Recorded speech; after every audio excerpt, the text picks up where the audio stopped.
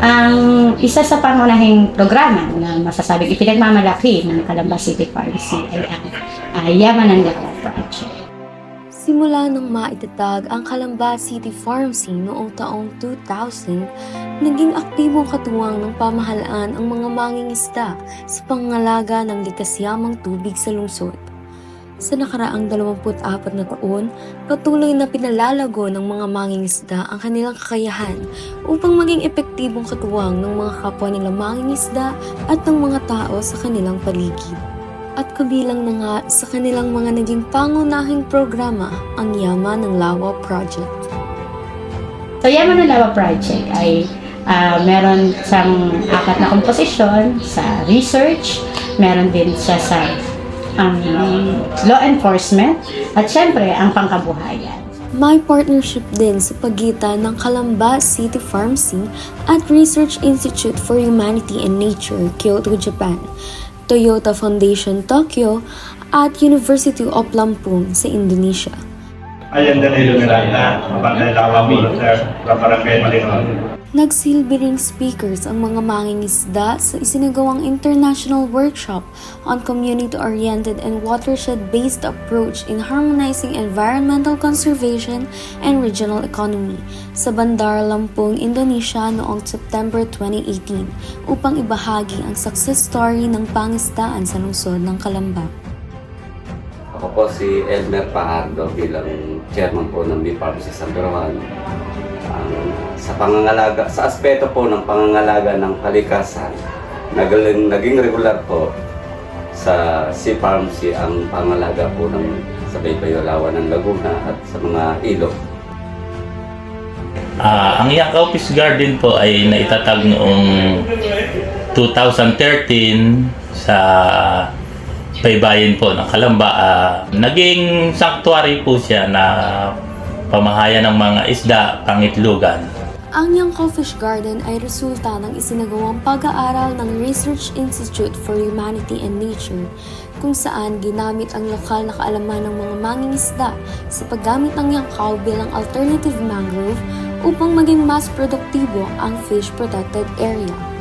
Ako po si Chairman Nexer. Ako po ang committee chairman ngayon ng Bantay Lawa Task Force. Ang karamihan naming ginagawa po ay sumugpo sa illegalista, gaya ho ng mga manganahig, suro at iba pa hong mga illegal na gawain sa lawa po ng Laguna. Isa rin sa pangunahing komposisyon ng Yaman ng Lawa Project ay ang pagpapaangat sa kabuhayan ng mga lehitimong mangingisda sa lugar.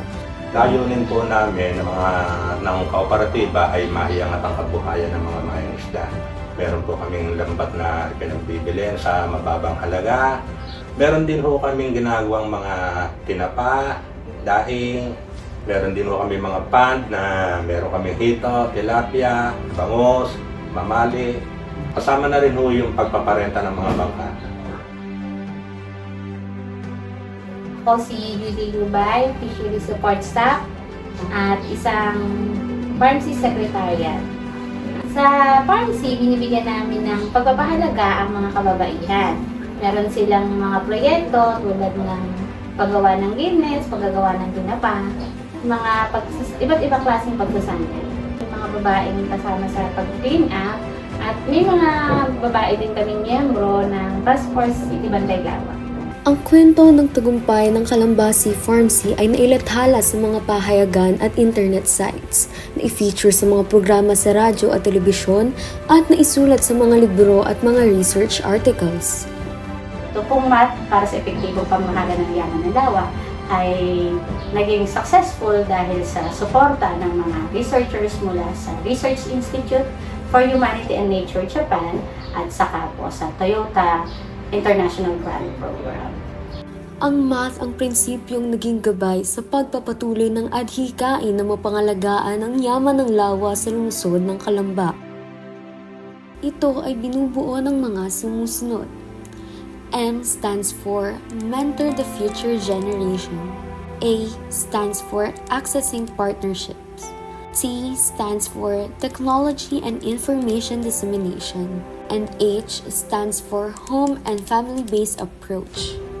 Noon naman pong 2022 ay muli pong inaral kung ano po ang naging epekto ng math. Doon po lumabas yung librong Aftermath ng Yaman ng Lawa. So, kung librong to, ipinakita po niya ang kwento, ang success stories ng ating mga kababaihan sa larangan ng pangisdaan. Kasama po dito ang mga kabataan na nakapagtapos ng pag-aaral, yung mga successful researches. Nandito din po ang kwento ng ating mga naging matagumpay na negosyanteng babae na nasa pangisdaan din. Sa nakalipas na mga taon, masasabing isang tagumpay para sa Calambasi Pharmacy ang Math Yaman ng Lawa sa tulong at suporta rin ng pamahalaan ng Calamba at iba pang mga ahensya ng gobyerno.